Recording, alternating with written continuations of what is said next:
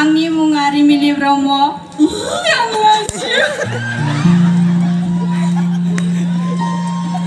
आङो चिरां जिल्लानिफ्राय फैदों गामिया सालगुरि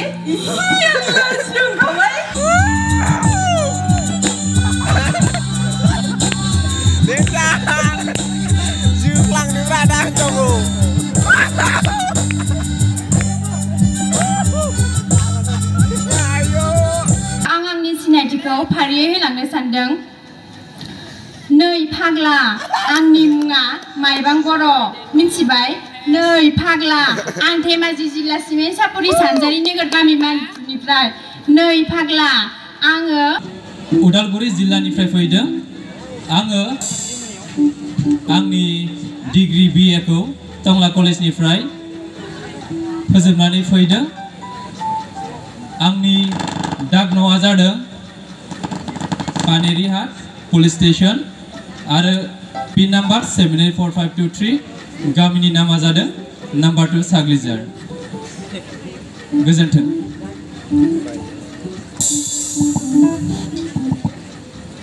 खुलुमबाय। गिबियावनो गासैनिसिमबो आंनि गोसो गोरबोनिफ्राय मोनाबिलि आरो गोजोन हरनि गोजोन हामलायनाय जासिनानै मानगोनां सिनियर आदा आब' आरो आंनि लोगोफोर लोगोसेयैनो मानगोनां बुंथिगिरि आरो बिजिरगिरि नोंथांमोन। आंनि मुङा लाइस्रि करबि बर'। आं बाक्सा बरमा खख्लाबारिनिफ्राय फैदों। लाइजाम सोग्रा दलबारि पिन नाम्बार 781333। आं आंनि आरिमु जालियाखौ बरमा फरायसालिमा बरायमालनिफ्राय फोजोबनानै दाहाय आरिमु गोराखौ बड'लेण्ड मुलुगसोलोंसालियावहाय जारिमिन बिफानाव सेथि फरायसमाव लागासिनो। आंनि हबिसफोरा जाबाय आं मोसानानै मोजां मोनो, आं गार्डेनिं खालामनानै मोजां मोनो, आङो फ्रि थानाय समावहाय आंनि आइ आफाखौ आबाद फोथारावहाय हेफाजाब खालामनानै मोजां मोनो। गोजोन्थों। बिनानावा बुंबाय मोसानो मोजां मोनो, गार्डेनिं खालामनो मोजां मोनो, आरोबावसो मोजां मोनबावो फोथाराव आबाद फोथाराव हेफाजाब होनो। फंबायनि हबिया? आंनि हबिया जादों रोजाबनाय, मोसानाय आरो बेरायनाय। रोजाबनाय, मोसानाय आरो बेरायनाय। बाह, बेसेबां गोरोबदों। दा मा खालामनो होनबा?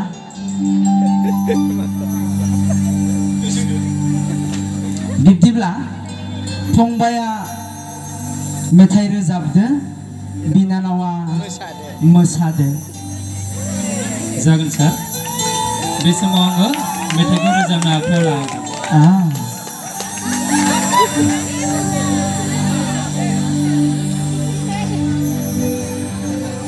बोरसि दैमा बारनायनि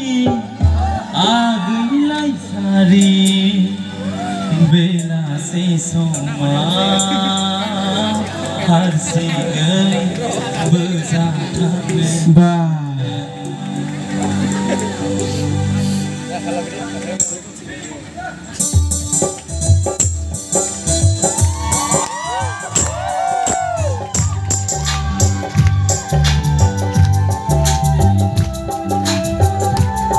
फंबायाबो मोसाफानो हागोन।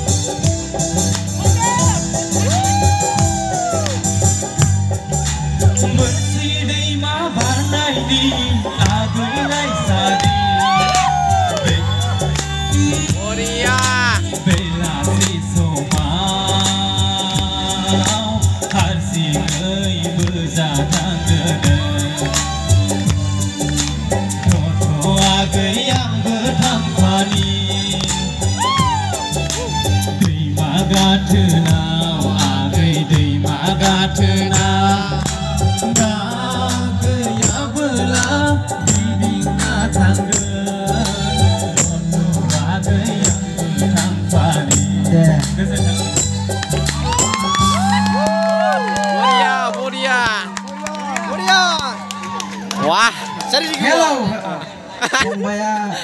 रोजाबबाय बिनानावा मोसाबाय दा जों ओइ लाइटआ ओरैसो खारदों सिखौ ओरैसो बे लाइटआ गाहायाव दोनथ'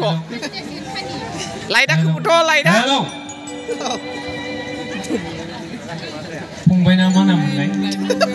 सार आंनि मुङा जोंमासा नार्जारि ओइ जाम्बालाय सार नङा साख्रि मोनथ'वाखै आदासो आदा दा जोंना बड'लेण्ड इउनिभार्सिटियाबो चेन्सेलर दं जाहैबाय ना नंगौ चेन्सेलर दङ जोंना बड'लेण्ड इउनिभार्सिटियावहाय दा जोंनि जायनाखि बड'लेण्ड मुलुगसोलोंसालिनि चेन्सेलर दा बिथांनि मुङा मा फंबायखौ खोन्थानानै होदो प्रफेसर बाबु आलहुजा जायासै होनदां जादोंसे पाब्लिकआ मा बुङो आच्छा दा जोंना जायनाखि बड'लेण्ड मुलुगसोलोंसालिनि चेन्सेलर जायोना बे गासिबो गभर्नरानो जायो फंबाय दे गभर्नर जोंना आसामनि गभर्नरा दा सोर मैया दाख्लैसो फैनानै थांदोंमोन जे लक्ष्मणनाथ आचार्य एसे जाहां जादों माने एसे नांथादों थिगानो थांबायमोन एसे थाबथादों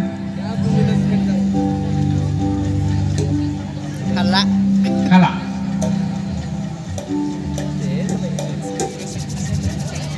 दे जासिगोन दे हायाबा दा बिनि मुङा लक्ष्मणनाथ नङा ना लक्ष्मण प्रसाद आचार्य दा बिनि उनावहाय बिनानावना मा मुंमोनलाय जोंना आंनि मुङा लाइस्रि करबि बर' आदा दे दा बिनानावनिसिम होमबालाय मोनसे कुइसन सोंथि जोङो दा जोंनि जाय मा डिपार्टमेन्ट मोनलाय जारिमिन डिपार्टमेन्टनिफ्राय अब्ला जोंनि जायनाखि बड'लेण्ड मुलुगसोलोंसालिनि मथ' बेखौ बुंदो दे मथ'खौथ' आङो नायफ्लाङासै ना नुयोब्लाथ' नायगौमोन नायफ्लाङासै बिदिब्ला दे जेखियानो जा नायफ्लाङासैनो बिनानावा दा उननि समफ्रावहाय सोरनावबा खाफालाव गोग्लैयो खोमा खोन्थाथ'ला बेखौ जायोना जायो दे बिब्दिब्ला जा बिजिरगिरि सासे दंबावो बिथांखौ सोंनो थाखाय गुरै खावलायबाय फंबायनि मुङा मा मुं होनदोंमोनलाय आंनि मुङा मुस्रिजों मासा नार्जारि आच्छा जोंमासा नार्जारि ना आरो डिपार्टमेन्टआ इंलिस ना नंगौ सार ओमफ्राय फंबाया बाहेरानिफ्राय फैयो ना हस्टेलाव थायो जेनेबा आङो पिजिआव थायो ना बबे पिजिआव थायो फंबाया सार एक्चुअलि बियो फार्स्टआव रेन्टसोमोन रुम माने आङो हारसिंनो संना जानो टाइम मिलायै हिसाबै आं माने मालिकजों रायज्लायनानै पिजि बनायनानै लाबाय आरो बियो गयबारियाव दं देबोरगाव सकनि खाथियाव सिगाङाव पिजिआव थायोमोन ना फंबाया सार एक्चुअलि आङो सिगाङाव रुमावनो थायोमोन आच्छा रुमाव थायोमोन ओमफ्राय फंबाया नोंथ' रुमाव थायोमोन ना सिगाङाव रुमाव थानायाथ' नों गाव हारसिङै संनानै जानांगौ जायोमोन नङा होमबा संनाय जानायखौ गावनो मावनांगौ जायोमोन दा संनाय जानायखौ माबायदि मोनो फंबाया माने संनायफोराव इन्ट्रेस्ट दंना गैया नोंहालाय आं संनायाव मेनलि अमा बेदर जेब्ला आङो बायनानै लाबोगोन ना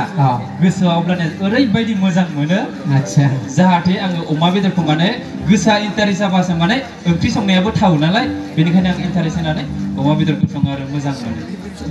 मोजां दे फंबायाथ' बिदिब्ला इंलिस डिपार्टमेन्टनि नङा होमबा दा नोङो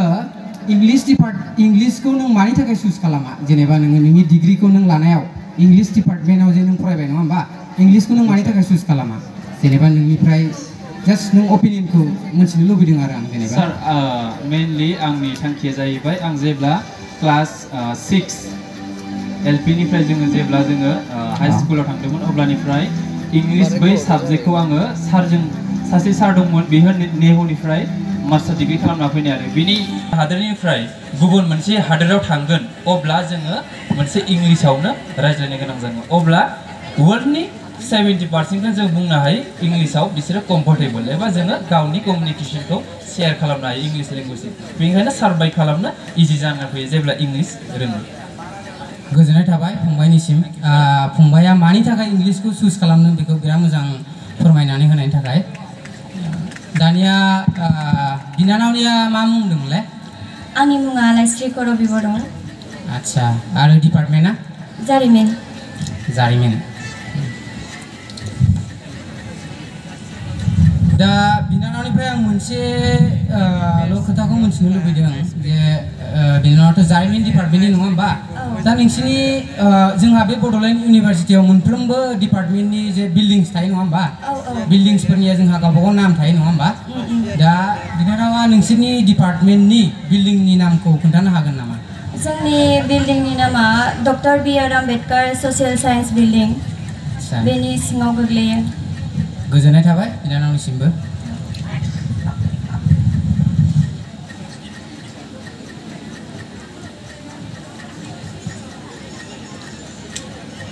दे दानिया मोनसे मिउजिक दामना होदो एसे गुसुंहां गोलावहां बिनानावजों फंबायजों मोसा मोसा ओंखारलांदो गोजोननाय थाबाय बिथांमोननिसिम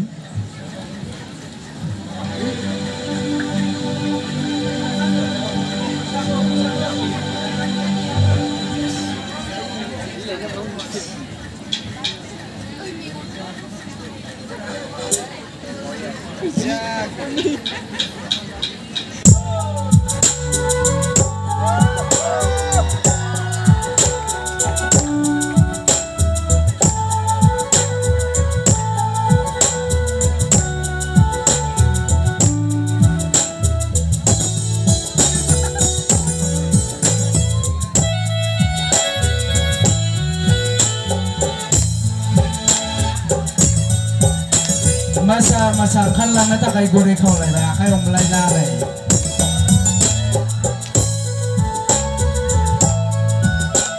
खुलुमबाय दिनैनि जाफुंगा 17थि बड'लेण्ड मुलुगसोलोंसालिमा दालाइसा दुलाराय बर' फरायसा आफादनि बोसोरारि जथुमा बे बोसोरारि जथुमायाव बाहागो लाफैनाय जोंनिनो मानगोनां बड'लेण्ड मुलुगसोलोंसालिमानि बारग' बिबानगिरि आदा नोंथांमोन आरो बेजोंनो लोगोसे दिनैनि जा हाबाफारिखौ फुंनिफ्राय जागायनानै दासिमहालागै सामलायबाय थानाय मानगोनां आदा नोंथांमोन बेजोंनो लोगोसे जोंनि जौस्राङाव बिजिरगिरि महरै सायख'जानाय मानगोनां आदा नोंथांमोन आरो लोगोसे दिनैनि नैबे आइस ब्रेकिं सेरेमनि हाबाफारियाव बाहागो लाफैनाय आंनिनो आदा आब' आरो लोगोसे आंनिनो लोगो नोंथांमोन आंनि मुङा मुस्रि बिजिरगिरि नार्जारि आङो उदालगुरि जिल्लानिफ्राय फैदों आंनि गामिनि मुङा जाबाय दिंदांपारा लाइजामख'आ जादों खैराबारि थानाया जादों खैराबारि पिन नं 784522 आङो आंनि ग्रेजुएशनखौ खैराबारि कलेजनिफ्राय खालामदोंमोन जिअग्राफि डिपार्टमेन्टनिफ्राय दायो आङो नैबे बड'लेण्ड मुलुगसोलोंसालियाव जिअग्राफि डिपार्टमेन्ट आयदायाव अनार्स लानानै फरायगासिनो दं आंनि मावनो मोजां मोननाय खामानिया जादों जायखिजाया दैदेनगिरिनि खामानिखौ मावनानै मोजां मोनो बेजोंनो लोगोसे जाय समाव आङो न'आव थायो अब्लानिया जेब्ला दैज्लां बोथोर जायो अब्लानिया आं न'नि आबाद मावनाय बायदि बिथिङाव न'खरखौ हेफाजाब होयो आंनि जिउनि थांखिया जादों सासे मोजां दैदेनगिरि जाहैनाय दे बिनानावा नोंनि सिनायथिखौ होदो खुलुमबाय बयनिसिमबो मोनाबिलि समनि गोजोन हामलायथिखौ बयनिसिमबो बावहरनाय जाबाय दिनैनि बे हाबाफारियाव नुजाफैनो हानाय मानगोनां बुंथिगिरि आरो बिजिरगिरि आदामोन लोगोसे बे मुलुगसोलोंसालियावनो फरायफुबाय थानाय आदा आबौमोन आरो आंनि फरायसा लोगो नोंथांमोन आंनि मुङा थरायना अनफावरि औवारि आङो क'क्राझार जिल्लानिनो आंनि गामिया आइथुगाव आङो आंनि आरिमुजालिया सोलोंथाइखौ क'क्राझार सोरखारि फरायसालिमानिफ्राय फोजोबनानै फैदों दायो आङो बड'लेण्ड मुलुगसोलोंसालियाव राजखान्थियारि बिगियान बिफानाव सेथि फरायसमाव फरायगासिनो दङ आंहा मोनसे थि हबि एबा हुदा गैया आङो गोबां खामानिफोरखौ मावनो मोजां मोनो जेरै मोसानाय ओंखाम ओंख्रि संनाय बिजाब फरायनाय आरो खाबु मोनोब्ला बायदिसिना बादायलायनायफोराव बाहागो लानाय लोगोसे न'नि खामानिफोरखौ सामलायनाय बेनो आरो आंनि जिउनि थांखिया सासे फोरोंगिरि आरो मोजां समाज सिबियारि जानाय गोजोन्थों फंबाय नोंनि हबिया मा होननाय आदा आंनि हबिया जाबाय जायखिजाया दैदेनगिरिनि खामानि मावनाय लिडारशिप खामानि मावनाय आरो बेजोंनो लोगोसे ओरैनो थानाय समाव दैज्लां बोथोराव न'खरनि आइ आफा बिथांमोनखौ दे बुजिबाय फंबाय ओमफ्राय बिनानावनियालाय आंनिया थि हबि गैया आदा नाथाय आंनिया गोबां हबि दङ जेरै मोसानाय ओंखाम ओंख्रि संनाय बायदिसिना बिजाब फरायनाय खाबु मोनोब्ला बादायलायनायफोराव बाहागो लानाय बेफोरनो बरिया सानैनि हबियाबो मोजाङानो फंबाय नोंखौ बिराद लाजिनाय बायदि मोनदों आं लाजिदों फंबाय लाजियाखै आदा गोसोनाय दंना गैया गैया आदा गैया ना औ ट्राइ खालामजायो खालामोबा खालाम नामा खालामजागोन आदा ट्राइ खालामनो मोना नङा बिनानाव नोंनालाय गोसोनाय दंना गैया गैथ'आ आदा मोनसे बिराद रमान्टिक मुभमेन्टआनो जासिगोन नङा होमबा दे फंबाया बोरै हायो बिथांखौ इमप्रेस खालामनांगौ दे मोनसे कन्डिशननि फंबाया सासे दैदेनगिरि बिनानावा बे फंबाया जाय जायगायाव लेक्सार होनो थांदों बै गामियाव माने बिनानावा बै गामिनि सासे सिख्ला गामियारि सिख्ला फंबायनो बिनानावा बै प्रग्रामाव आर'नाइ गानहोनो मोनदों बे समाव फंबाया बिनानावखौ मेगन खेबबाय खेबनानै बाथ्राखौ फोरमायनांगौ कन्डिशना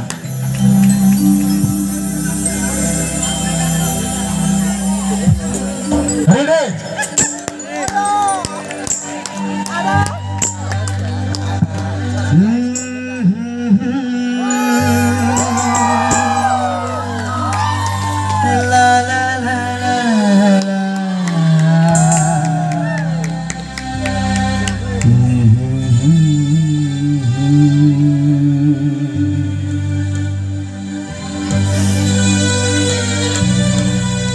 फोरमायनानै लादो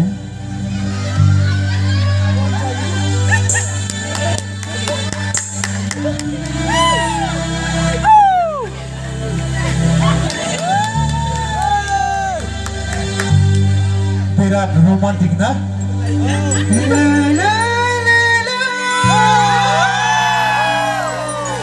नोंखौ जेब्ला नोंसोरनि गामियाव आङो जेब्ला समाज फोसाबनायनि खामानियाव जेब्ला दैदेनगिरि महरै थांनानै फोरोंथाय हैदोंमोन बै समाव नुनानै नोंखौ जोबोर मोजां मोनदोंमोन अनजालि बे बाथ्राखौ नोंखौ लामा सामाव नुगौबा नायखंख्रे बुबाय थायोमोन आङो लामा दथा थाबायनायाव नाथाय नोंखौ आं जेरैबो नुनो मोनामोन दिनै नोंखौ आं खाथियाव लोगो मोननानै जोबोर गोजोननाय मोनदों आरो आंनि जा गोसोनि बाथ्रा आं बेखौ फोरमायनो सानबाय नोंखौ बै सानाव नुनानै आंनि गोसोआ जोबोरैनो बायग्लिलांदोंमोन आरो जोबोर नोंनि गासै मोजां मोननाया फैदोंमोन आं नोंखौ जोबोर मोजां मोनबाय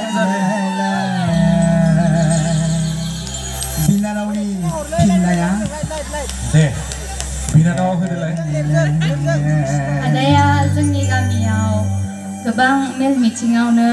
दैदेनगिरि महरै फैबाय थायो बे समावनो आंबो आदाखौ नुबाय थायो आरो गोबां सम आदाखौ आर'नाइबो सोनो मोन्दों दा आदा बायदि समाज सिबियारि मोजां दैदेनगिरिखौ आङो गनायनानै लागोन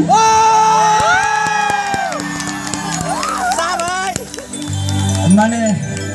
प्रप'जआ एक्सेप्ट जाबाय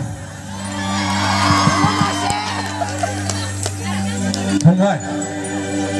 मोनबाय ना औ आदा मा मोनखो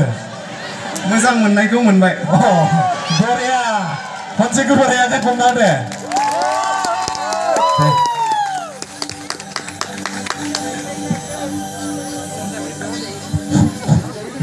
दाना रमेन्टिकआथ' थांबाय ना बिराद गोसो गोरबोनि खोथाखौहाय सावरायलायखांबाय बिसोर सानैजों ना खुला खुलिबाबो खोन्थाजोब्बाय बिसोरो दानिया दे जायखिजाया माखासे जोंहा मोनथिनांगौ खोथाखौबो मोनथिनोसै बेसेबां गोरों ना दा जोंना फंबाया जिअ'ग्राफि डिपार्टमेन्टनिफ्राय नङा होमबा औ आदा अके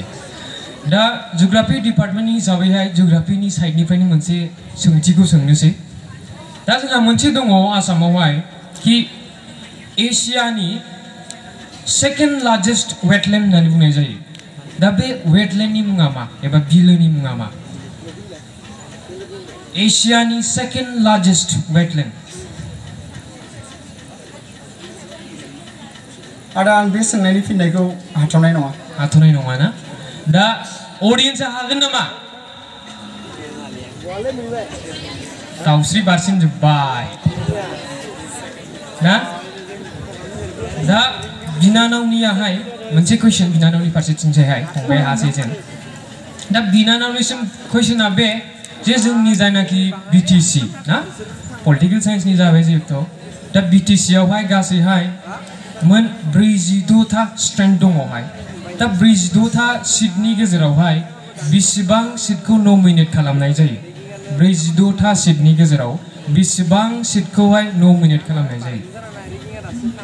42थानि गेजेराव औ 42थानि गेजेराव बेसेबां जनखौहाय नमिनेट खालामनाय जायो 21 14 गासै जोंना इलेक्शनाहाय बेसेबांथानि थाखाय जायोमोनलाय बिटिसिआव 40था 40 दा 6था थायाखै होनबा 42निफ्राय 6खौहाय माने नमिनेट खालामनाय जायो बेखौ मिथिनानै ला बिनानाव जासिगोन दे कुइसना बेनो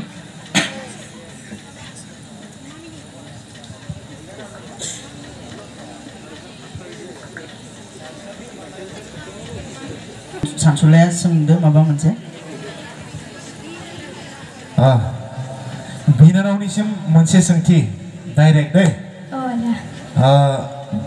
जोङो गासैबो गेटआव हाबनो हायो दै बिनानाव जोङो गासैबो गेटआव थंब्लेट हाबलांनो हायो जोङो ओरैबायदि गेट दङ जोङो मा गेटआव हाबनो हाया कलगेट राइट एन्सार नंगौना नङा कलगेटनि गुदुङाव जोङो हाबनो हाया बरिया दे मोनसे मेथाइ दामना होदो ओमफ्राय मोसानानै ब्लग ओंखारलांदो फंबाय आरो बिनानाव जागोन आदा जोबनायाव आङो खुंफुं आफादनिसिम आंनो दिनै बे खाबुखौ होनायनि थाखाय रोजा रोजा साबायखर बावो गोजोन्थों जोबनायाव दिनैनि बे हाबाफारिखौ सामलायनानै मोजाङै जोंखौ इन्ट्रडक्सन होनो खाबु होनायनि थाखाय आदामोननिसिम जोबोद जोबोद साबायखर गोजोन्थों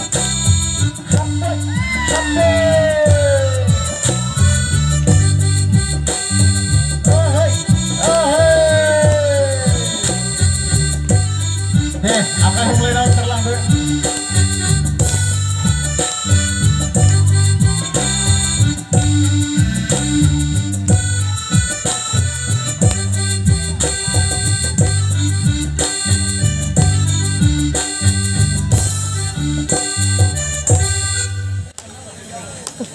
बिराद समाय मारदोंमोन खिन्थु खुलुमबाय गिबियावनो मोनाबिलिनि बयनिसिमबो आंनि गोसो गोरबोनिफ्राय आंनि अननाय सिबिनायखौ बयनिसिमबो जासिग्रोनाय जाबाय। दिनैनि बे आफादनि आफादगिरि आरो बिबुंगिरि लोगोसेनो मानगोनां बिजिरगिरि नोंथांमोन, आंनि मुङा थरायना रोनसोन्द्रि उजिर। आं बाक्सा जिल्लानि सिङाव थानाय बरबरी सैबारि गामिनिफ्राय फैदों। आङो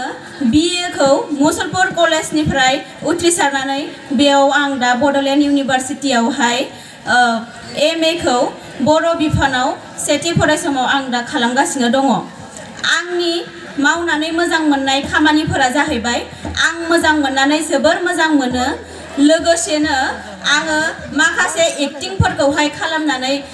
जोबोर मोजां मोनो। लोगोसेनो बेजों लोगोसे डायलगफोरखौ होनानै आं जोबोर मोजां मोनो। लोगोसेनो आंनि थांखिया जादों सासे फोरोंगिरि जानाय, बेजों लोगोसे सासे बर' फिल्म इन्डास्ट्रिनि एक्ट्रिस एबा फावखुंग्रि जानायनि। गोजोन्थों। एक्ट्रिस मोनबाय दे, दे फंबाय होदो दे आंनिखौ। खुलुमबाय। दिनैनि बे मोनाबिलि समाव नुजाफैनो हानाय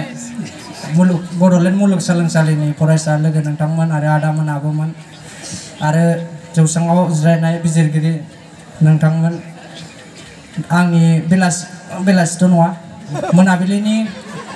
गाहाम हामलायथिखौ बयनिसिमबो बावहरग्रोनाय जाबाय। आंनि मुङा श्री दत्ताय बसुमतारी। आङोहाय मामलाय नायगावनि मावरिगाव ओरै दिरिबिल खाथियाव थानायनिफ्राय फैदों आरो आङो आंनि BSc डिग्रीखौ क'क्राझार गभर्नमेन्ट कलेजनिफ्राय सानखान्थि आयदायाव उथ्रिसारनानै दा बड'लेण्ड मुलुगसोलोंसालियावहाय मास्टार डिग्री खालामगासिनो सानखान्थियारि बिगियान आयदायावहाय। आरो आङो गान खननो मोजां मोनो, फुटबल जोनो मोजां मोनो आरो लोगोफोरजों टाइम हगारनो मोजां मोनो। आरो आंना इयुन थांखियानो जाबाय सासे फोरोंगिरि जाबाय, फैसा खामायबाय आरो जों सानैनि सानै आरोना। बरिया फंबाय। दा फंबायनिसिम मोनसे डाइरेक्ट कुइसन दै। फंबाया जाय डिपार्टमेन्टआव फरायगासिनो दं, नोंथांनि बिल्डिंनि नामा मा? अलंबार साइन्स बिल्डिं। औ बरिया। फंबायनि हबिखौ मा होनदों? फुटबल जोनाय, ओमफ्राय मेथाइ रोजाबनाय आरो लोगोफोरजों टाइम हगारनाय। फुटबल जोनाय, मेथाइ खननाय, लोगोफोरजों टाइम हगारनाय। औ।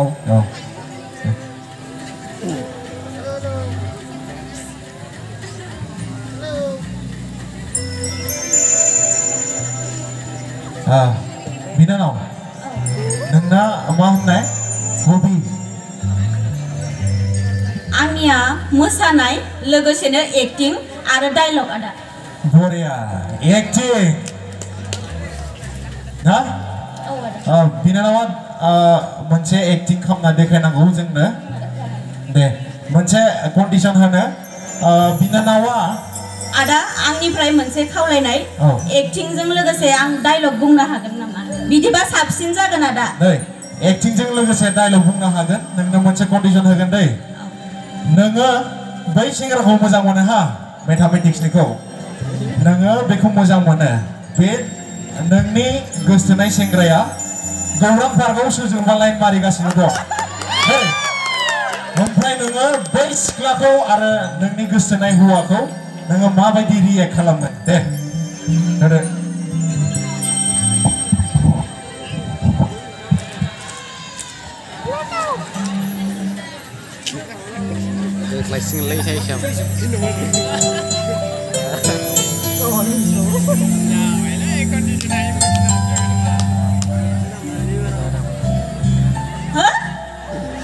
सोमखोर मा बेफोरलाय? नंगौना नङा जाखो? सोमखोर मारना? नों आंनि सोमखोर मारना? बे अनजालिया, बे सिख्लाया सोर? आं नोंखौ बेबायदि सानाखैमोन सोमखोर।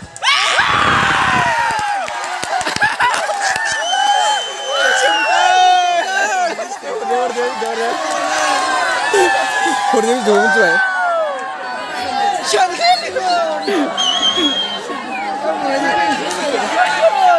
बरायनांबाय लोगोफोर बिराद मोजां जादोंमोन बड'लेण्ड इउनिभारसिटियाव आब'मोन आदामोननि आइस ब्रेकिं सेरेमनिया लोगोफोर बरियानो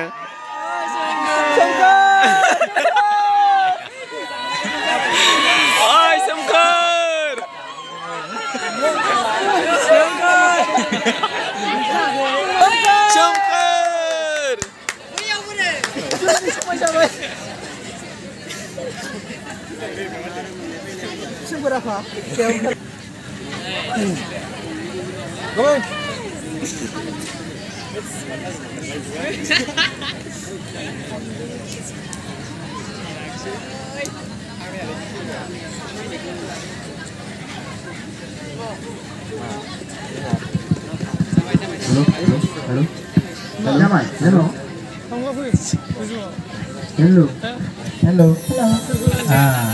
Hello.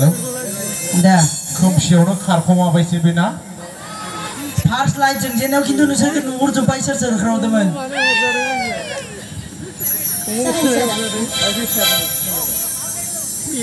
नोंथ' बुंदोंमोन आदा नों आंनि अनगा रावखौबो लाया होननानै नाथाय बेफोर मा खालामनो सानखो नों आंखौ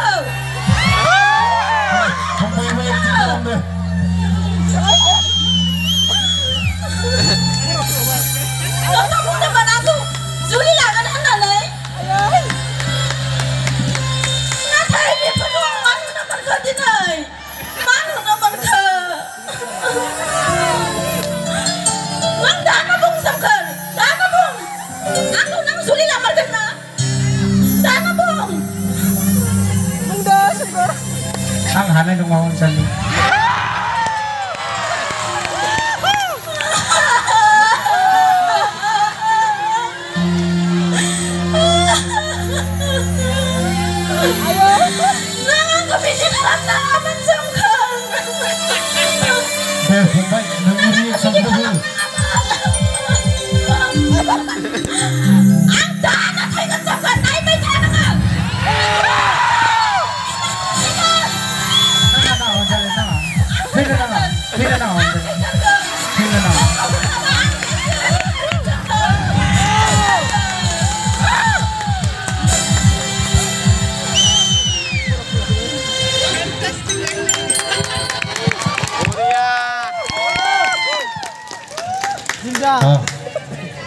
फंबाय फोजोबदो दे मोजांनो फोजोबदो फोजोबसै कनक्लुजन गान खनजागोन होनबालाय दोंसे आरामनो दे खननानै बुरखायलांदो नोंनि गोसोनायखौ फंबाय जागोन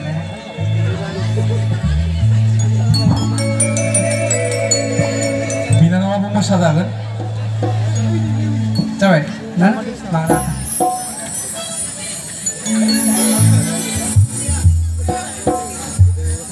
दे गाखोदो आंनि साइकेलाव सोना बेरायहैनो थांदिनि गौरांनि पार्कआव दे गाखोदो आंनि साइकेलाव सोना बेरायहैनो थांदिनि गौरांनि पार्कआव गाखोदो आंनि साइकेलाव सना बेरायहैनो थांदिनि गौरांनि पार्कआव हनै मालाय जरा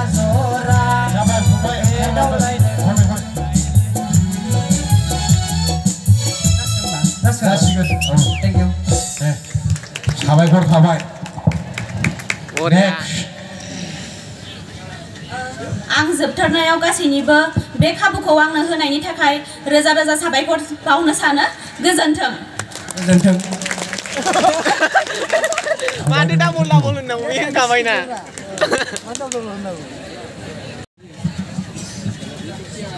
दे फंबाया सिनायथिखौ होग्रोदो हेल' फंबाया सिनायथि होनायाव आं मोनसे कन्डिसन होनि सिनायथि होनायनि सिगां नै जाम्बि आंनि मुङा आमुक नै जाम्बि आंनि गामिनि मुङा आमुक नै जाम्बि आंनि हबिया नैरे होननानै होलांनांगौ बरिया गिबि सेन्टाराव आं बेयाव जफैनाय जोंनि जाजफोर जोंनि आदामोनखौहाय आंनि गोसो गोरबोनि गोजोननायखौ जासिहरनाय जायो आरो नै जाम्बि आंनि मुङा सुभाष बसुमतारी नै जाम्बि आं आंनि ग्रेजुएशनखौहाय फाइनान्स कलेज क'क्राझार बालागावनिफ्राय खालामनाय जादों बरिया नै जाम्बि आखाइखौ ओरै खामब्रा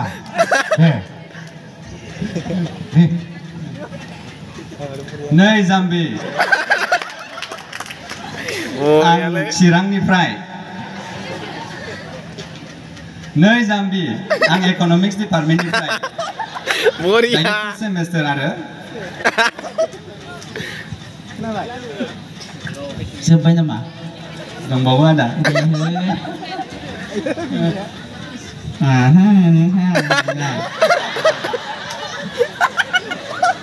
नै जाम्बि आं ओरैनो थानाय समावहाय बिजाब फरायनो मोजां मोनो मेथाइ खननो मोजां मोनो जोब्बाय देग्लाय जारौआ आयु फाग्लाया आंनि मुङा आमुक आयु फाग्लाया आं आमुकनिफ्राय फैदों आयु खुलुमबाय गोजोन मोनाबिलिनि बयनिसिमबो गोजोन हामलायनायखौ आंनि गोसो गोरबोनिफ्राय बयनिसिमबो जासिहरनाय थाबाय बेयाव नुजाथिफैनाय गासिबो बिजिरगिरि आरो आंनि आदा आब'मोननिसिम आरो आंनि आंगो लोगोफोरनिसिम गोसो गोरबोनिफ्राय आंनिफ्राय अननायखौ जासिहरबाय दा आं आंनि सिनायथिखौ फारियै होलांनो सानदों नै फाग्ला आंनि मुङा माइबां बर' मिन्थिबाय नै फाग्ला आं धेमाजि जिल्ला सिमेन्ट सापरि सानजारि नोगोर गामि मानसिनिफ्राय नै फाग्ला आङो दा बड'लेण्ड मुलुगसोलोंसालियाव रासायन बिफानाव मुं थिसनदों UG फार्स्ट सेमिस्टाराव नै फाग्ला आङो मोसानानै मेथाइ खननानै फावथिना खालामनानै मोजां मोनो नै फाग्ला आंनि थांखिया जाबाय बर' सावथुन मुलुगाव सासे मुंदांखा फावगिरि जानाय आरो लोगोसेयैनो गभर्नमेन्ट साकरि मोननाय मिन्थिबाय फाग्ला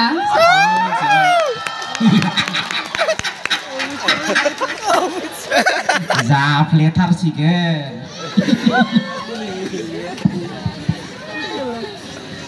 बिनानावा मा डिपार्टमेन्टनि होननाय आरो आङो रसायन डिपार्टमेन्टनि केमिस्ट्रि औ फार्स्ट सेमिस्टार ना पिजि औ UG फार्स्ट सेमिस्टार 5 इयार इन्टिग्रेटेडनि औ इन्टिग्रेटेड कर्सनि ना औ आदा औ बिनानाव नोंनिसिम आङो मोनसे कुइसन सोंनो सानदों औ आदा जोंनि इउनिभार्सिटिनि भाइस चेन्सेलरनि मुङा मा प्रफेसर बाबुला आहुजा बाबुला आहुजा औ आदा शर्ट नेमा मा शर्ट नेमा BL आहुजा बरिया आरो फंबाया मा डिपार्टमेन्टनि होननाय आं इक'नमिक्स डिपार्टमेन्टनिफ्राय सार इक'नमिक्स औ दे सोंदो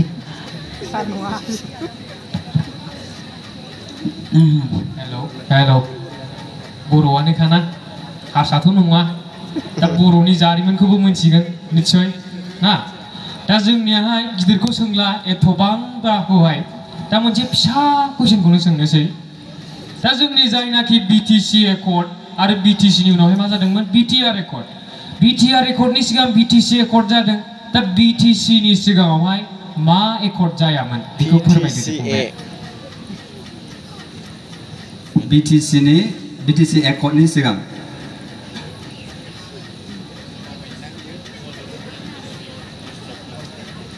बेखौ गोसोआव गैला सार सार नङा जाम्बालाय फंबाय खोन्थागासिनो दङ साख्रि मोनथ'वाखैलै साख्रि मोनथ'वाखै आदा अके आदा होनजागोन नामा दा जोंनिया सार होनबा जा लस दं सिख्लाफ्रा गोसोथोनाय नङाना सारसो होनना लाजिनानै दा जोंना BTC एकर्ड जानायनि सिगां BSC एकर्ड जादोंमोन 1993 नङा होमबा नङा नामा नंगौ दे जोङो मिन्थिनाय हिसाबै बिनानावखौ जोङो मोनसे मिथियो सिमोन सापुरिनि ना औ आदा सिमोन सापुरिनि नोंसा बाबानि मुङा मा जोङो मिथिखायो दे बिराद फेमास ना दे खिन्थादो दे प्रबिन मैथा बर' मैथानि फिसाजो बियो बे मैथानि फिसाजो बियो एक्टिंथ' रोंखागोन जोङो एक्टिं नायनोसै ना औ आदा माखौ बादि होनो औ जागोन दे औ आरो फंबायालाय मा गिबि बुस्थु नोंहा मा होनदों सार हबिया मा हबि माने आं बर'नि बांद्राय बिदिनो रायलाया इंलिसनि रायलायोमोन आरोना नाथाय आं बेनिखायनो बर'आव बारा कमफर्टेबल मोना आरो रायलायनो हबि मा होनना बुंगोन इंलिसावनो हबि नोंहा माने रायलायनाय समाव होनदों आरो औ दे इंलिसावबो बुंजायो हबिया मा दे खोन्थादो Usually I have so many hobbies like in my free time I like to read books, write, sing. I also play games like basketball, volleyball, football, and also I was a martial artist. As I used to practice.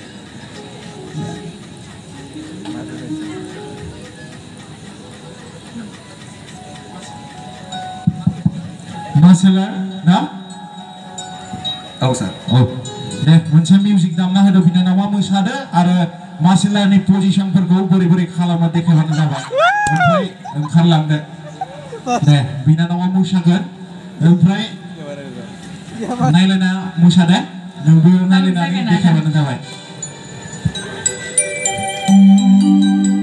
Martial art सिस्टेमाव मोसानांगोन फंबाय बारलु दोननो थाखाय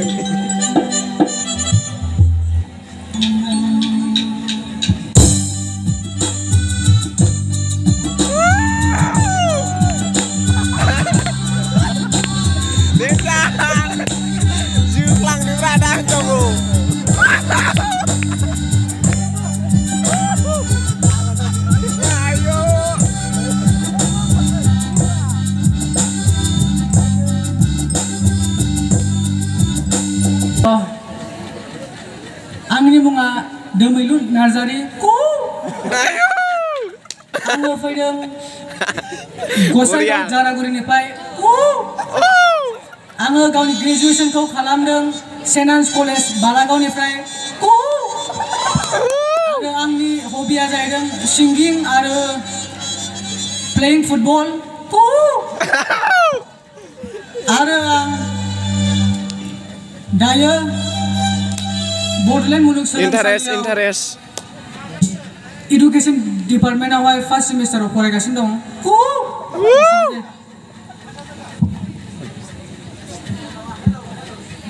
बिनानाव हो एबार गावनि सिनायथिखौ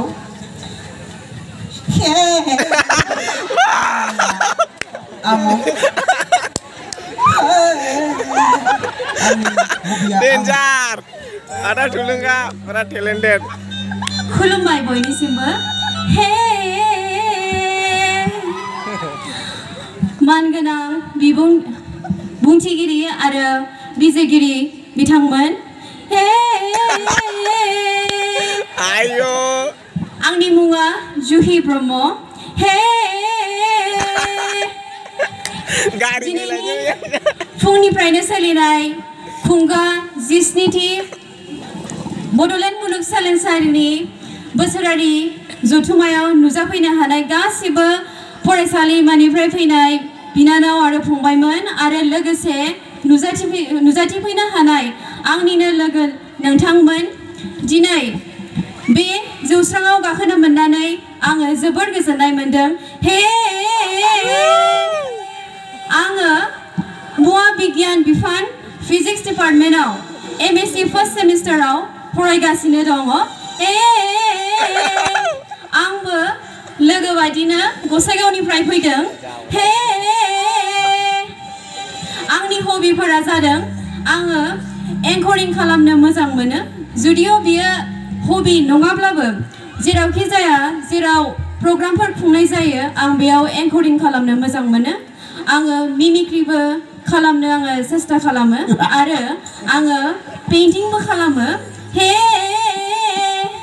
आरो न'आव थानाय समाव आङो ओंखाम ओंख्रि संनोबो मोजां मोनो हे इयुनाव आङो समाजनि थाखाय सासे मोजां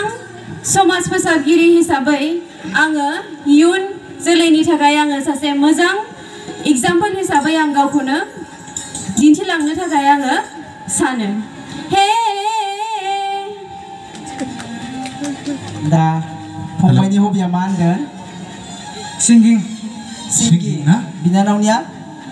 आङो मिमिक्रि खालामनो मोजां मोनो बरिया बरिया हौवासानि मिमिक्रि खालामनो हागोन ना हाया बिनानाव हौवासानि ना औ खालामनो हागोन मेल भइसआव आंनि भइसआ बेबायदिनो थानो हागौ नाथाय आङो रायलायनाय स्टाइल आङो हौवा बायदि खालामनो नाजागोन जोंहा बारग'आव चिफ मिनिस्टार बिटिसिनि बारग' चिफ मिनिस्टार सार बिथांखौथ' मिथिखायो नङा होमबा बिथांनि स्टाइलाव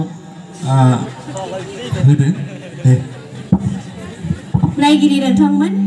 आदाया थिननाय बादिब्ला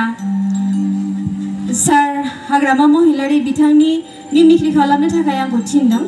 दा माबाफोर आङो बुंफ्लाङोबा बेखौ निमाहा होबानो जाबाय आरो पार्सनेलि बेखौ लाया जाहाथे बेखौ आङो मिजिंथिबाय माइकखौ बख'नो हागोन ना आदा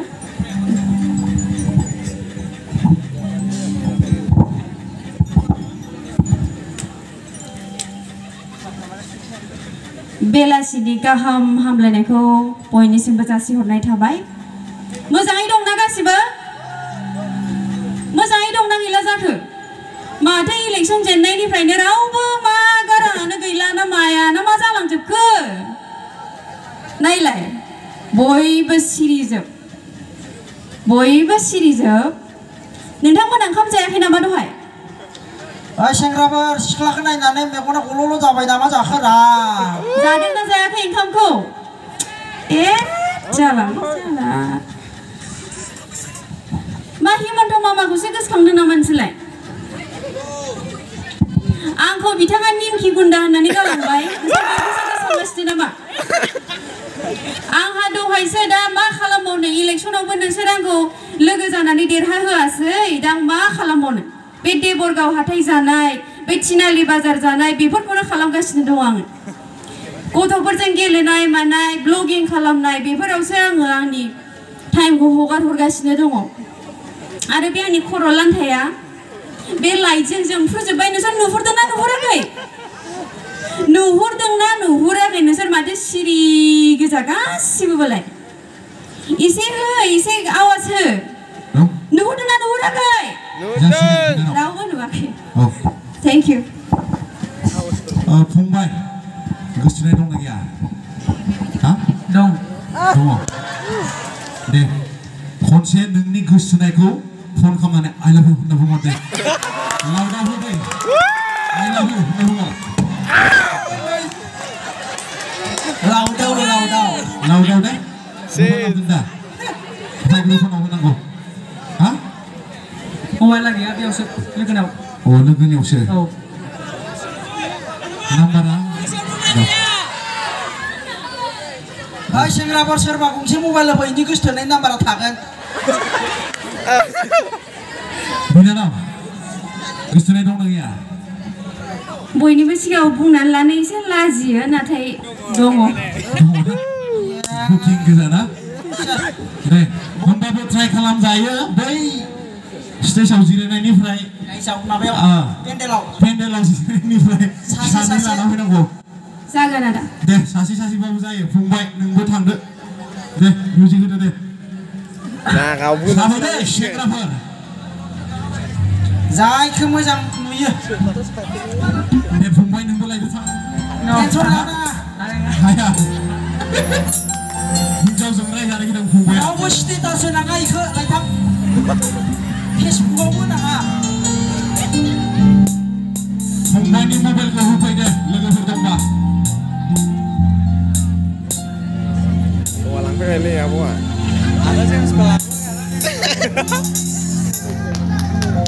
चाहे तुम कुछ ना कहो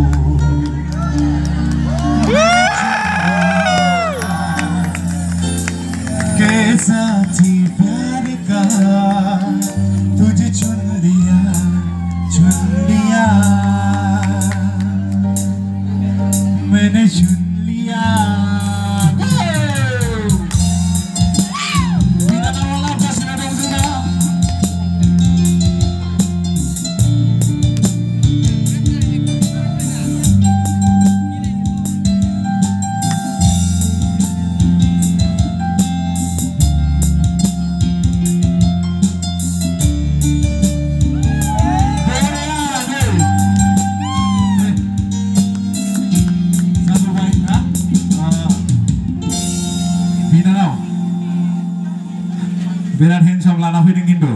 माखो नायना मोजां नुखो ना 6 पेक ना 8 पेक ना 12 पेक ना मा धन सम्पत्ति आङो जौस्राङाव थानायनि दहायनिफ्रायनो आरो जेब्ला आं बै साइनासालियाव जिरायनानै दङमोन आङो बिनि गस्ला गुफुरजों मोदानलायनाय आरो बिनि मिनिखैरो मिनिनायखौ नुनानै ओरैबादि मोजां मोनदों जे आङो गावनि बयफ्रेन्डखौनो दसे समनि थाखाय बावगारलायलायदों माने नुनानै जोबोद मोजां मोनदों आरो गोसोआ प्रप'ज खालामदो लाइक अर लाभ हेलो लाइक नट लाभ लाभा लासै लासै जालांनोबो हागौ दासो बयनाव नांदों गल'ल'नाय हाब्बाय मबाइलखौ लाना फै सोरबाफोर लोगो दंबा मानो लायफ्लाङिब्रा आंलाय आङो सासेनि अनगा रावजोंबो जानो गोसो गैया बेखायनो सरि real लाभार clap for one old man boy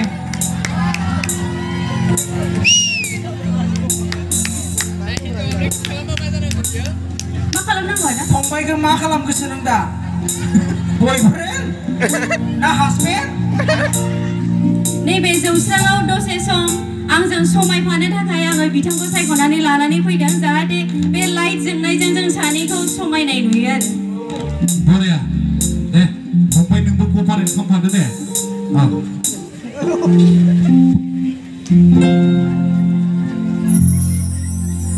लाबोनायाथ' लाबोबाय आंखौ आंहाबो गोसथोनाय साथिबो गैथारा जुजिबायदोंमोन इउनिभार्सिटियाव फैनानै सासेसो सिख्ला सोरखौबा लानोसै नामा होननानै दा जि फसायनानै लायबाय बेबो लाइकसो खालामो लाबानो नङा खाफालानो मा जायामोनथाय नाफाम जायोमोनलाय गोदो बिरादनो नाङाखैदां बेनिखायनो खाफालाव दाउखा खिना जानायसै नामा माथो होनबावनो आदा जाथारा खायदा नागिरबायबाबो बोसोरसे ओरैनो थांबाय नै गैया देग्लाय नाजाबावनोसै बोसोरसेखौ फंबाय नोंना मबाइलाव सफैला नामा जागोन लासै लासैनो जागोन बोसोरसे दंबावो 6 मास मबाइल लाना फैनाय रोदोम दा मबाइलखौ नांलायला दे दा मबाइल हिन्जावा रागा जोंबा नांगौबा सेस जागोन खनना होदो रमान्टिकनो फैबाय मबाइला दे रेडि गावनि हिन्जावखौ फन खालामगोन ओमफ्राय आइ लाभ इउ होनगोन दै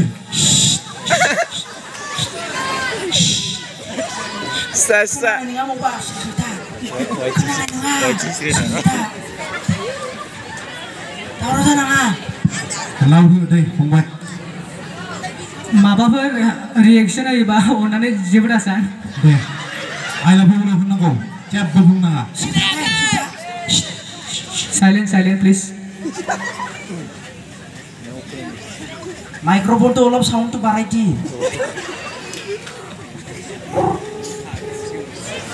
नेथ'दै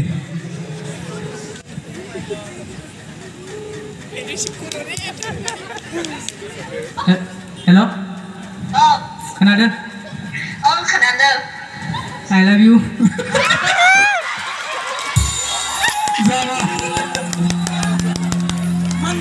बरिया सानसुलाया मिनिनायानो जादों साला साउन्ड होना मिनिबाय माइक्रोफनाव मिनियो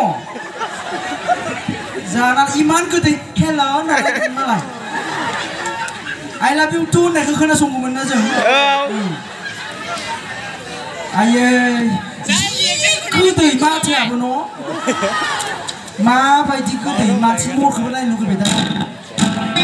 रिभिउ खालामनो हाया बायाव खोथिगौमोन दा मा खालामनो होमबा जा बिजिरगिरि सासे सिरि उन्दुनो ओंखारबाय नामा दे होमबा फंबाय मेथाइ रोजाबनो रोंगौ ना रमान्टिक खनसाब रमान्टिक खनदो नोंसोर सानैजों ओरै ओरै मोसानाया बिदि मोसानानै होलांदो ओरै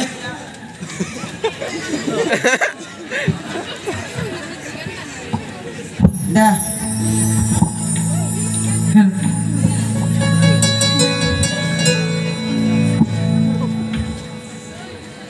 Hello, check. Hello.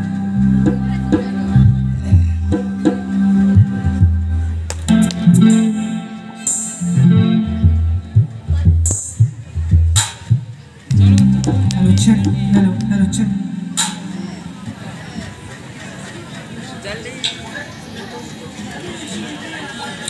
Sona nang zarong angni zarong Sona nang zarong angni zarong Angjong somai plenai angjong romai plenai Tufur zarong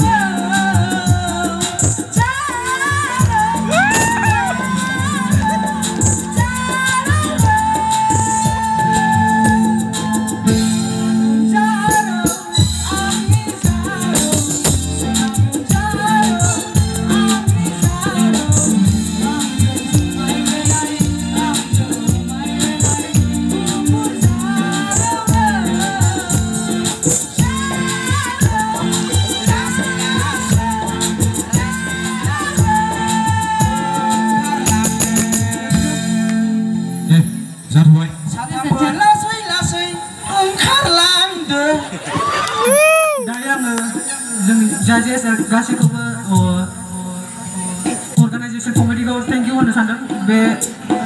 अपरचुनिटिखौ आंखौ होनायनि थाखाय गोजोन्थों दा फैगोन जोंहा बिनानावखौनो होग्रोनोसै आंनि मुङा फरायना रिमिलि ब्रह्म आं लाजियो आंनि गामिनि मुङा आमुक आं लाजियो होनखाबायना बेबायदि होदो दे गिबियावनो बे मोनाबिलिनि गाहाम हामलायनायखौ जोंनिनो बिजिरगिरि आरो बुंथिगिरि आदा आब'मोननिसिम जासिहरग्रोनाय जाबाय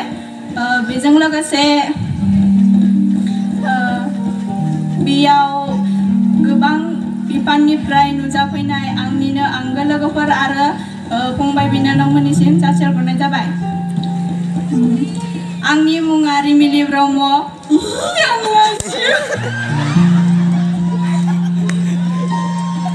आङो चिरां जिल्लानिफ्राय फैदों गामिया सालगुरि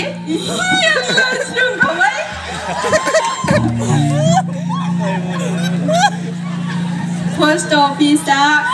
आमटेका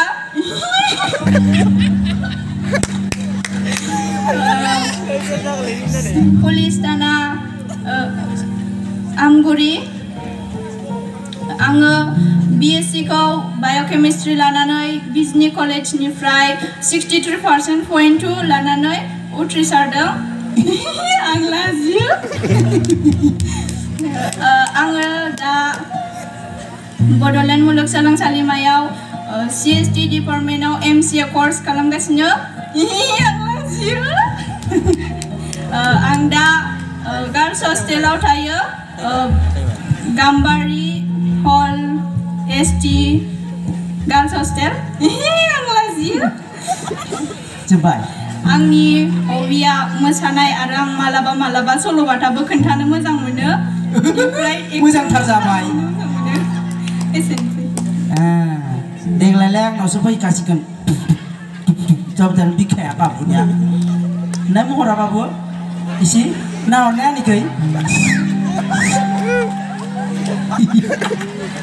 मा होनगोन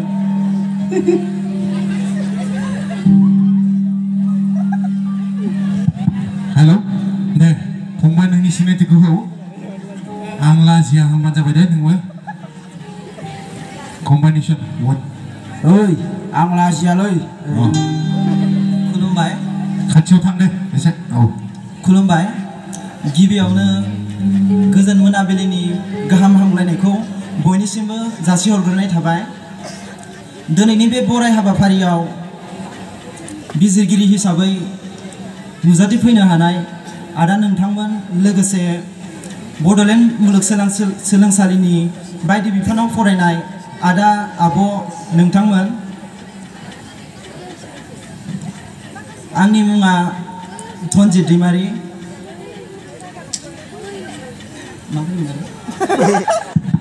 रागाजों बुंनांगौ आं आं लाजिया होनना बुं बुंनायनि सिगाङाव दा नङा उनाव दे आंनि मुङा धनजित दैमारि आं लाजिया रागा जोंनाय बायदि खोनायाखै फंबाय रागा जोंसो बुंनांगौ आंनि मुङा धनजित दैमारि आं लाजिया इसे रागा जोंबावनो हाला ओरैसो आरोना दानो सोबबागोन देलाय इसे रागा जोंनायबाव आदा जानाय नङा आदा रागा जों रोङा आदा सोबबागोन देलाय रागा जोंबा दानो थांगोन जे खमायना होगोन देलाय दे जागोन दे जेसे होनो हायो दे आंनि मुङा धनजित दैमारि आंनि गामिनि मुङा दौदिनि गामि जिल्ला उदालगुरि लाइजाम सोग्रा बाटाकुसि लाइजाम सोग्रा नं 784510 खुलुमबाय बयनिसिमबो बे गोजोन मोनाबिलि समनि गाहाम हामलायनाय खुलुमनाय आरो सिबिनायखौ जासिहरनाय जाबाय दिनैनि बे बड'लेण्ड मुलुगसोलोंसालिनि दालासा दुलाराय बर' फरायसा आफादनि गोदान फरायसा बराय फोरबोआव जोंहा बाहागो लाफैनाय बिजिरगिरि आदा आब' आरो बुंथिगिरि आदा लोगोसे बे सायनासालि सिङावनो जिरायना थानाय आदा आब' आरो आंनि लोगो फरायसुलि फरायसुला लोगो नोंथांमोन आंनि मुङा देबजित बसुमतारी आंनि गामिनि मुङा कलबारि आंनि डिस्ट्रिक्टआ बाक्सा आंनि पुलिस थानायनि मुङा गबरथना आरो आंनि लाइजाम सोग्रानि मुङा खालपानि बाजार आरो लाइजाम सोग्रानि नङा 7813135 आं आंनि आरिमु जालियाखौ सालबारि कलेजनिफ्राय बर' बिफाननि जानानै 72 जौखोन्दो लानानै आं उथ्रिसार जादों दा आङो बड'लेण्ड इउनिभारसिटियावहाय आरिमु गोरा सेथि फरायसमनि सासे फरायसा आं दा थायो गौरां नब्लां हौवासाफोरनि देरा से बावहाय थायो आंनि हबिया जादों खन्थाइ लिरनाय खन्थाइ आवरायनाय सुंद' सल' लिरनाय आरो आंनि जिउनि थांखिया जादों सासे बिबुंगोरा जानाय खुलुमबाय गिबियावनो खुलुमदो गिबियावनो माने आङो उन्दैनिफ्राय तामिलनाडुआ फरायनायमोन ना बेनिखायनो बर'आव एसे प्रब्लेम जायो आरोना तामिलनि होदो इन्ट्रडाक्सन तामिलनि इन्ट्रडाक्सनखौ तामिलनि हो वनक्कम आखाइ खमनो வணக்கம் என் பேரு நேஹா போரோ நான் உடால்குடி டிஸ்ட்ரிக்ட்லேருந்து வந்திருக்கேன் என் ஊர் சார்காவ் நான் வந்து கிளாஸ் 1லேருந்து 10 வரைக்கும் தமிழ்நாடுல படிச்சிருக்கேன் ஹெச்எஸ்எல்சி வந்து கோபிடலி ஸ்கூலில் படிச்சிருக்கேன் அப்புறம் என்னோட கிராஜுவேஷன் பிஏ வந்து தொங்கலா காலேஜில் படிச்சிருக்கேன் நான் இப்போது பொடோலேண்ட் யூனிவர்சிட்டியில் பிஜி ஃபர்ஸ்ட் செமஸ்டர் இங்கிலீஷ் டிபார்ட்மெண்ட்டில் படிச்சுட்டு இருக்கேன் தேங்க்யூ ஐயோ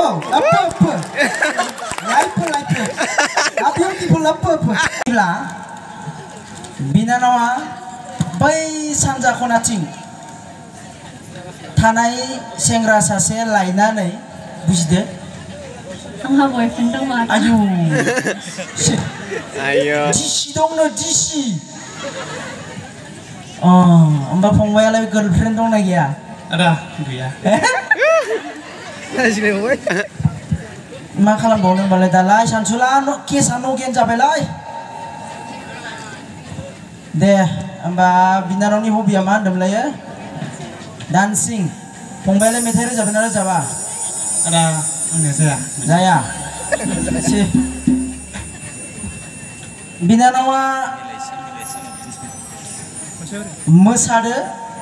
फंबाया खन्थाइ आवरायदो जों बे टेलेन्ट खिनिखौनो नायनोसै फार्स्ट फंबाया खन्थाइखौ आवरायग्रोदो दे आदा नोंथाङा मोनसे आयदा हमनानै होदो बे खन्थाइखौनो बे आयदाखौनो लानानै आङो जायगायावनो आवरायगोन जायगायावनो आवरायगोन प्रेजेन्स अफ माइन्ड डेन्जार जागोनबाथ' मा होनो आयदाखौ टपिकखौ होनदां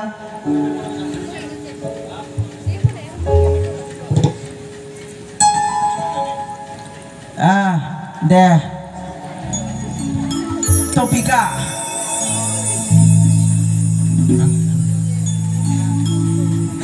खन्थाइनि टपिका ओरैबायदि रमान्टिक खन्थाइ जागोन बेयो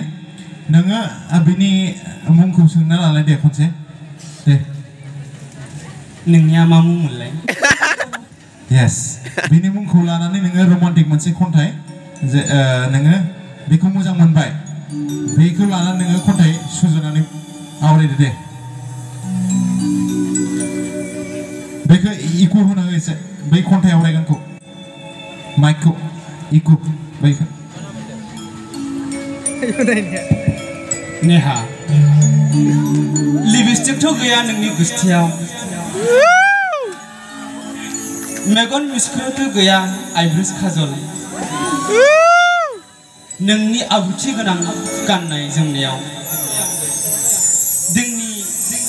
दिनै आंनि गोरबोआव फागुननि बारा फागुननि बिलिरलांनायाव आं गावखौनो हमथा हाया नेहा बै नों होनाय नों थिनाय नोंनि थावनि नों बुंनाय नोंनि थावनि आं दङ नोंखौ नेनानै नोंनि बुंनाय थावनियाव नोंनि थिखानाय थावनियाव आं नेदों आंनि साखाथियाव बोरमा मोसौ दाउसिन दाउला बेसेबां गोदै गोदै बोरमाया गांसो जादों मोसौआ गांसो जादों दाउसिन दाउला बायदि मैया दाउफ्रा जंखायलायदों बे समाव नोंबो फैगोन ना आंजों गोरबो सिंनि खोथा फोरमायलायनो नेहा आं दङ नेनानै दाबो नों फै गांसे आर'नाइ लानानै आरो नों आब्रुथि गोनां गाननाय जोमनाय गाननानै एसेनोसै बेखौ बुङो रियेल टेलेन्ट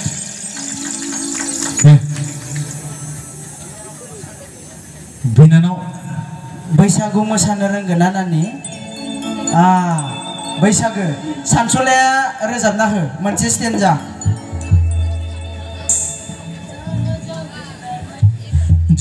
जा मोदानाय दख'ना गाननाया गैसना समायना समायना जिलाना जा मोदानाय दख'ना गाननाया गैसना समायना रमायना जिलाना दे मोसागे दे रंजा बोसोर गोदाननि खनसे हायला हुइला दे मोसागे दे रंजा बोसोर गोदाननि खेबसे हायला हुइला जोबथारनायाव बे खाबुखौ होनायनि थाखाय आदा आब'मोननिसिम साबायखर बावबाय गोजोन्थों दा फैगोन जोंनिया